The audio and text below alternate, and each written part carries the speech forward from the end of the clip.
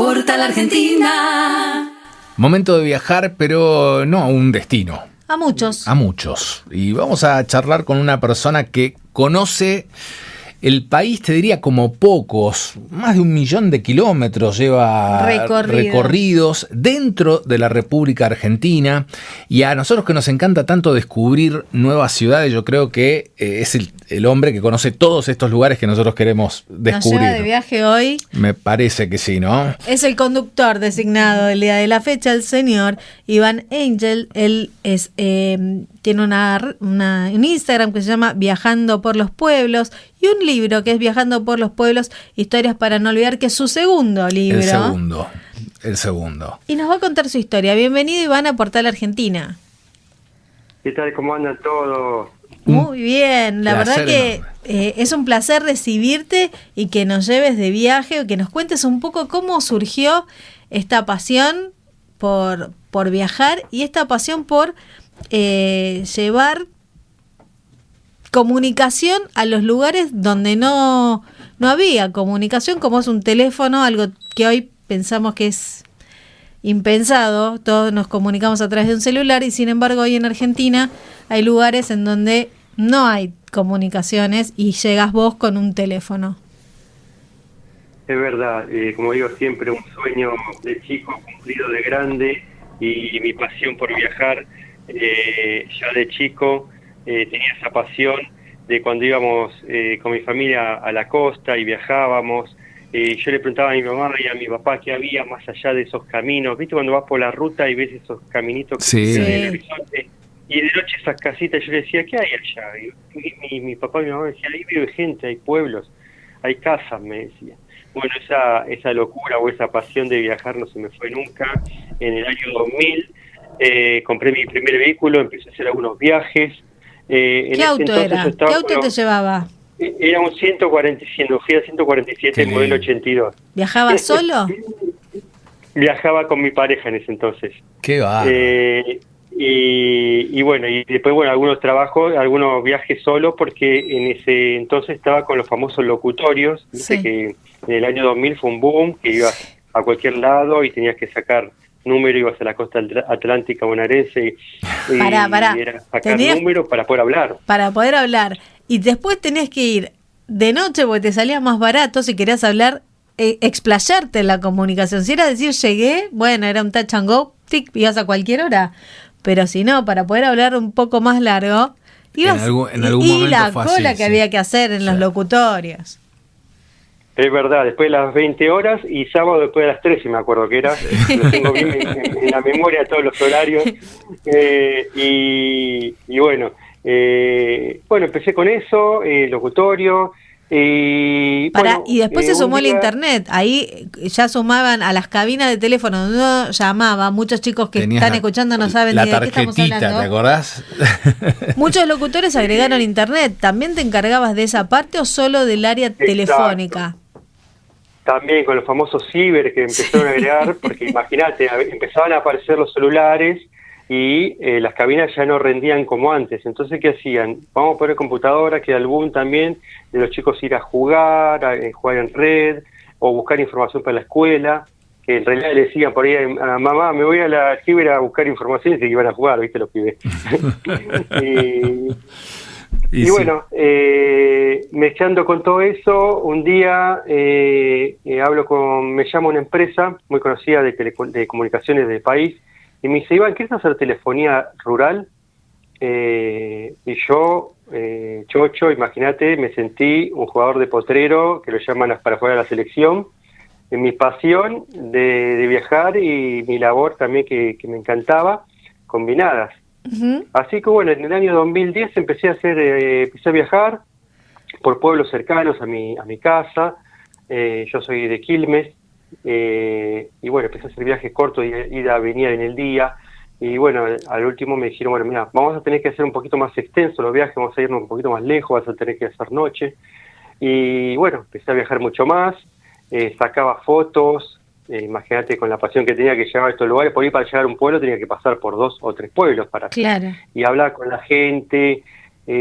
Volví a mi casa y hablaba con mi familia, con mis amigos en las reuniones, y le contaba, viajé a un pueblito que tiene 10 habitantes, viajé a un pueblito que tiene 1 habitante. Y me decía, no puede ser esto. Acá en la ciudad no lo conocemos, tenés que empezar a difundir todo esto. Así que en el año 2015 creé mi primera red de Facebook viajando por los pueblos de Buenos Aires. Y bueno, empecé a subir fotos, relatos, empezó a sumar la gente. Creé el Instagram, ya cuando me fui un poquito más allá de Buenos Aires, creé mi Instagram viajando por los pueblos. Y bueno, es el día de hoy que tengo casi 200.000 seguidores en Facebook y 70.000 en Instagram, y bueno, veo la pasión que le pone la gente a estos lugares, a recorrer, a conocerlos, porque estamos hablando por ahí de pueblitos chiquitos que ni se conocen los parajes. Sí, o algunos pueblos que en algún momento fueron más grandes. No me acuerdo, hace muchos años hicimos una entrevista en Adolfo Alsina, donde en ese momento el intendente estaba dando las casas de un pueblo que había tenido como 1.500 habitantes y que en ese momento eran 4 nada más. Y esas historias que empezás a... Gascón creo que se llamaba, si mal no recuerdo. Gascón. Sí. Y les daban las casas como en comodato porque necesitaban trabajar las tierras, ¿no? Entonces es como que, bueno, el tren, algo que yo soy muy pro tren, tiene que volver que vuelva el tren. Sí, para activar todas estas cosas. Y es que muchos lugares que habrás visitado que han quedado fantasmas después de que el tren se fue. Y muchos otros alrededor vivían de esos pueblos porque los abastecían de alimentos o era el lugar a donde iban a hablar por teléfono para pedir un médico o para pedir un remolque o lo que sea. Es verdad, estos pueblitos chiquitos, como digo siempre, muchísimos pueblos nacieron con el paso del ferrocarril y murieron con la clausura de los mismos. Yo veo tantas vías y me da tanta tristeza porque yo cuando hago mis viajes generalmente no voy por la ruta, sino voy por el camino real, porque antiguamente las rutas no existían. Uh-huh. Para viajar a una ciudad a la otra tenías que ir por el camino que costeaba la vía. Y bueno, pasás por un montón de pueblos y decís, qué lástima el ferrocarril que no funciona más, tanto abandono. Y bueno, la gente se fue yendo por falta de trabajo, por falta de escuelas, y bueno, aparte, bueno, ya sabemos todas las máquinas ahora, las cosechadoras que hacen todo automatizado. Hasta el gaucho va chumeando internet mientras maneja, que ni maneja porque lo cargan por GPS y va solo. Sí, tienen conducción autónoma muchos tractores ahora. Qué verdad. Iván, no sé si querés tomar un vasito de agua mientras te vamos preguntando. Ya estamos, sí. Sabemos que en tu auto, supongo que ahora usás algún vehículo por ahí de tracción 4x4 si vas por estos caminos, ¿o no? Sí, generalmente a veces viajo con mi vehículo particular y otras veces viajo con el vehículo de la empresa, pero no es 4x4, pero es un vehículo bastante para estos caminos. Y tuve la suerte de más de 1.100.000 kilómetros que manejé, solamente me quedé encajado una vez sola. Así que todos me dicen, tenés una buena muñeca tenés para manejarme. Sabemos que nunca falta el mate, la cámara de fotos y el capitán del espacio, para endulzar los kilómetros que van avanzando. Los que son sureños y de Quilmes ya sabrán de qué alfajor hablo, así que no pueden faltar nunca esos alfajores. Ahora, vos viajás en ese vehículo y llevás teléfonos, porque antes el teléfono era una cosa rectangular, naranja o de otros colores, que depende de la compañía, claro. Claro, que se ponían en una pared y uno usaba ese teléfono. ¿Cómo es hoy un teléfono público de estos que vos instalás? Como bien decía, sí, antiguamente eran los famosos monederos, o que eran con moneda, con peles, después salieron los que eran con tarjetas. Sí. Si vos compras una tarjeta de 20 pesos, 50 pesos, en ese entonces la llamada salía 23 centavos. Wow. Así que imagínate con 50 pesos todo lo que podías hablar. Y bueno, estos equipos quedaron obsoletos por falta de mantenimiento de equipos, de repuestos.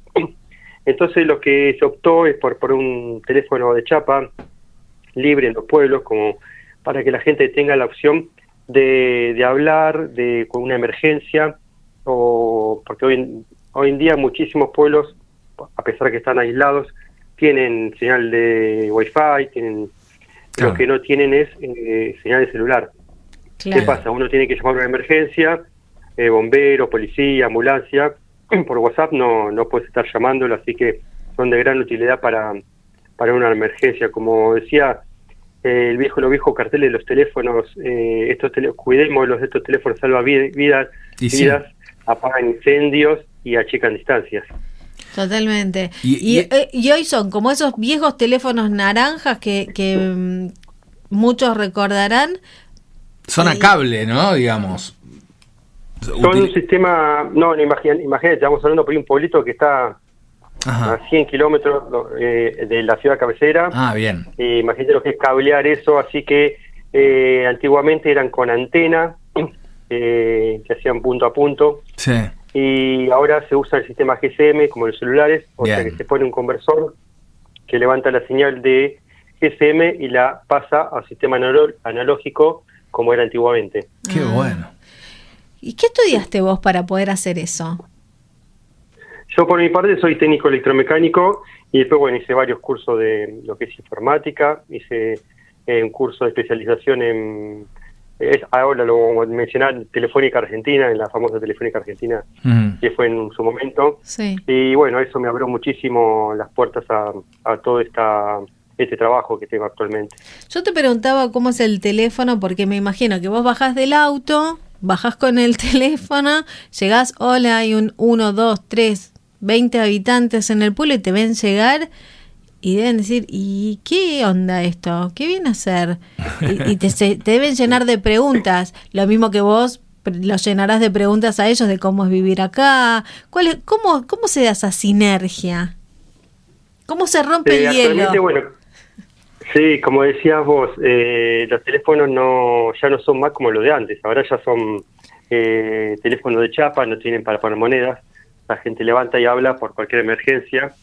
Es llegar imagínate, cuando fui en el 2010 que arranca todo esto, llegaba a un pueblo, me veían acento porteño y le decía que era un sistema gratuito, y imagínate cómo te miraban, algo gratis en este país, nunca fue, hasta que hablando todo y ablandando un poquito la gente, y hoy en día me agradecen ese momento de que fui, y que hoy en día pueden tener esa comunicación. ¿Y es la compañía la que te dice anda a poner el teléfono a tal, o sos vos en ese mapa gigante que tenés en tu casa poniéndole pines a cada localidad que fuiste y decís, che, acá me quedó un lugar sin ir y acá no hay teléfono o acá tienen poca comunicación, hay que ponerle uno? ¿Quién sugiere? No, esto es decir, cuando se buscan todos esos teléfonos que estaban obsoletos, que no funcionaban, la empresa empezó a llamar a estos lugares a ver quién lo quería, a quién no lo quería, porque muchos lugares decían, mira, acá ya tenemos, no tenemos más 500 habitantes, tenemos 5.000, tenemos 10.000 habitantes, tenemos red telefónica con cable, así que no es indispensable. Uh-huh. Y otros pueblos que sí, que decían, mira, el almacén cerró, no está más, pero sería bueno que lo pongamos en la escuela, no está más la casa donde tenía ese teléfono, lo podemos poner en la delegación, en una salita de primeros auxilios. Así que el planeamiento de la ubicación lo fue poniendo la empresa, y posteriormente había casos que por ahí el almacén volvía a cerrar cuando yo lo instalaba.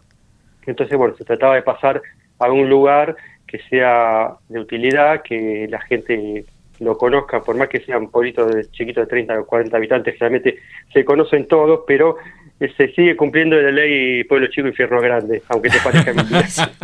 Sabemos de qué se trata. Hay pueblos que fui que tienen 15 habitantes, 10 habitantes y no se quieren ni uno, ni los mismos que viven en la casa. Qué bárbaro. ¿Por qué se lo pusieron ahí en la esquina de la casa de él si esta está mejor? Es verdad, pasa. Me pasó la semana pasada también en un pueblito. ¿Y por qué no lo pusieron acá? Y porque teníamos que pasar del lugar porque el almacén había cerrado y hubo una discusión ahí en el pueblo. Iván, tu libro Viajando por Pueblos, Historias para no olvidar, ¿cómo surge? ¿Qué nos encontramos en cada página de ese libro? Y ¿cuánto tiempo te llevó hacerlo? En el año 2020 arranqué con mi primer libro, Viajando por los Pueblos de Buenos Aires, Historias de Pueblos y su gente. Con el tema de la pandemia, yo dije, mi oportunidad para escribir, pero ¿qué pasó? Salieron los permisos de telecomunicaciones, yo estaba en el rubro para salir, así que se me hizo imposible. después nació mi tercera nena, empecé a dar vuelta con los pañales, a no dormir. Bueno, quedó todo ahí medio en el aire, y en el 24 mis hijos viajan visitan la Feria del Libro y ven el libro que le había escrito, un capítulo que le había escrito a Leandro Vesco. Sí. Gran amigo, con él hicimos, te cuento que con él hicimos lo de Gascón, lo habíamos distribuido por todo el país. Él estuvo muy metido, sí, en Gascón y Erice, estuvo muy metido con Proyecto Pulpería. Exacto. Bueno, y le hablo a Leandro, me digo, mis hijos fueron al estadio, estuvieron con vos, sí, me dijeron, bueno, tengo ganas de sacar el libro, y me dice, pero Iván, dale para adelante que va a ser un éxito. Así que lo que necesites, le digo, quiero que seas el autor del prólogo, quiero que seas el padrino de mi primer libro, me dice, adelante. Así que bueno, en diciembre lo presentamos, en diciembre del 24 lo presentamos en la Sociedad Argentina de Escritores, junto a junto a Mario Marquich, también, que vino, también. Un genio también, otro ídolo que tengo de chico. Y bueno, fue un éxito, ya se vendieron más de 700 ejemplares. Y bueno, la gente quiso más. El año pasado me puse las pilas, en diciembre del año pasado saqué mi segundo libro, Viajando por los pueblos, historia de pueblos y su gente. Un poquito más de Buenos Aires me extendí, un poquito para La Pampa, para Mendoza, San Juan, y bueno, contando un poquito de estas historias para no olvidar, que se transmiten de boca en boca, y tantas historias que hay en los pueblos que si no quedan escritas en papel, tarde o temprano las perdemos. Más de 1.100.000 kilómetros recorridos. ¿Y cuál es esa historia que más te llamó la atención, de las que llevas conocidas o descubiertas en esta travesía? Te diría que miles y miles, pero la que más me tocó fue cuando empiezo mis recorridas. Un día estaba en un pueblo llamado El Trigo, que es un pueblito de 40 habitantes del Partido de las Flores. Uh-huh. Y bueno, y estaba el gaucho ahí, yo estaba arreglando, estaba en el techo con la antena del teléfono, y me dice, Iván, bajá y tomate unos mates, venía acá que hace frío. Bueno, me lo dijo un par de veces, 2 o 3 veces. Al último, con tono enojado, Iván, bajá, me dice. Nos sentamos en la mesa, me dice, los porteños tienen un defecto muy grande, me dice, no disfrutan de la vida y viven apurados. Y ahí me empecé a dar cuenta de que yo viajaba, estaba disfrutando de estos viajes que mucha gente por ahí no puede hacer. Era mi pasión viajar y no lo estaba disfrutando. Y bueno, fue como que hice un clic en ese viaje, y bueno, empecé a disfrutar un poquito más y a escuchar un poquito a la gente, sentarme a hablar con ellos siempre y cuando tenga un ratito. Y bueno, disfrutar un poquito de salir un poquito del conurbano que nos aturde mucho todo lo que pasa. Claro, totalmente. Y del país en general, ¿recorriste también gran parte de la República Argentina, más allá de la provincia de Buenos Aires? Sí, recorrí la mitad de la mitad de la Argentina para abajo. Para abajo, claro. Claro, la zona de Telefónica. Porque en el 90, cuando viene la desregulización de Entel, uh-huh, se dividen en 2 empresas. Así que bueno, hago toda la zona de toda la provincia de La Pampa, San Luis, San Juan, Mendoza, Neuquén, Río Negro, wow, Santa Cruz. Así que muchísimo para recorrer, y bueno, te vas un poquito para las otras provincias y también es hermoso. Hablamos de los kilómetros, que son un montón. ¿Tenés más de 1.600 pueblos visitados o ya esa cifra quedó atrás, vieja? Y todos los meses voy sumando 10, 20 más. Me he recorrido siempre, tengo algún huequito y me sobra un tiempo, digo, vamos a ver este pueblito, y me meto y los conozco, y no me quedo con eso. Y todos los meses también 10.000, 8.000 kilómetros más, y sigo sumando, y cada viajecito que hago, siempre tengo anotado el registro de cuántos kilómetros hice en el viaje, porque a veces, imagínate, no es con el auto de mío, sino con el de la empresa. Claro. Así que es más difícil calcular, contarlo. Pero en cantidad de pueblos visitados, ¿1.600 es el número? 1.600 y un poquito más, digamos, ciudades, pueblos y parajes estamos hablando. Claro, la cantidad de parajes. Nosotros somos de viajar mucho también y paramos en muchos lugares que apenitas tienen un poquito de sombra y hay 2 o 3 casitas y digo, qué historias, pero metiéndote 100 metros adentro de la ruta. Me imagino vos que te metés kilómetros. Encontrás cada historia, me dan muchas ganas de comprar el libro. Así ¿Dónde que, lo podemos ¿dónde comprar? lo podemos conseguir? Lo podemos comprar, no sé, en Mercado para que me lo manden o en alguna plataforma. Actualmente lo tengo en venta de forma particular en mis redes, en Viajando por los Pueblos, en Bien. Instagram, o en Viajando por los Pueblos de Buenos Aires, o si no en la famosa plataforma de venta amarilla que todos conocemos. Sí, la Mercado Pago. Mercado Libre. En Mercado Libre Mercado también Libre. lo tenés, está disponible. Perfecto, buenísimo. Ya te estamos buscando directamente por el nombre, así que acá ponemos Bueno, síganlo, Iván. Iván, sí. Si no escucharon bien, las redes son Viajando por los Pueblos y ahí van a poder conocer más sobre estas historias que va recorriendo en cada uno de sus viajes. Iván, gracias por recibirnos, por contarnos, por abrir las puertas, como decimos nosotros, las tranqueras de estos lugares de la Argentina poco conocida. No, gracias a ustedes por difundir todo esto y bueno, ahora queda también en los oyentes que también que se sumen a viajar, a conocer estos lugares. Como digo siempre, no solo el que está en el pueblo, que tiene un almacén, está haciendo patria, sino cada turista que recorre estos lugares, por más que compre un paquete de yerba, una gaseosa o un sándwich, está haciendo patria porque le está dando vida a estos lugares. Totalmente. El turismo es todo. Es la aguja que uno compra para y el hilo para coser el pantalón que se le rompió cuando subía del auto, la yerba que compraste porque te quedaste sin yerba, o el sanguchito que decís vos, o la nafta que cargas para poder seguir adelante en tu viaje. Así Tal que cual. hay que animarse a descubrir el lado B de nuestra Argentina secreta. Me encantó, te digo la verdad, lo estoy viendo, fotos a color, vale la pena, inclusive, por lo menos, no sé, a mí desde aquí, desde los estudios nuestros de hoy, donde estamos hoy, que estamos grabando desde Neuquén, me llega gratis, así que está buenísimo, Viajando por los Pueblos, historias para no olvidar, y también el otro libro, el anterior, que es Viajando por los Pueblos de Buenos Aires, ¿no? Así que Así es, sí. Vamos con todo, y la verdad, felicitaciones porque tenés un laburo que es increíble, la verdad. No, y además todo lo que hace para que la gente esté comunicada en un mundo en donde todos tendríamos que tener conexión, todos tendríamos que tener luz, gas y demás, y sin embargo, cuando uno sale de las grandes ciudades de Argentina, todavía nos encontramos que hay lugares en donde no tienen luz, no tienen teléfono, no se pueden comunicar, están aislados, no tienen tren. Sí, y solamente hay una radio que en 30 kilómetros, y ahí eso lo conocemos muy, pero muy bien, porque muchas veces es el medio de comunicación para avisarle a alguien que está del otro lado, a través de la radio, de los locutores de las radios rurales.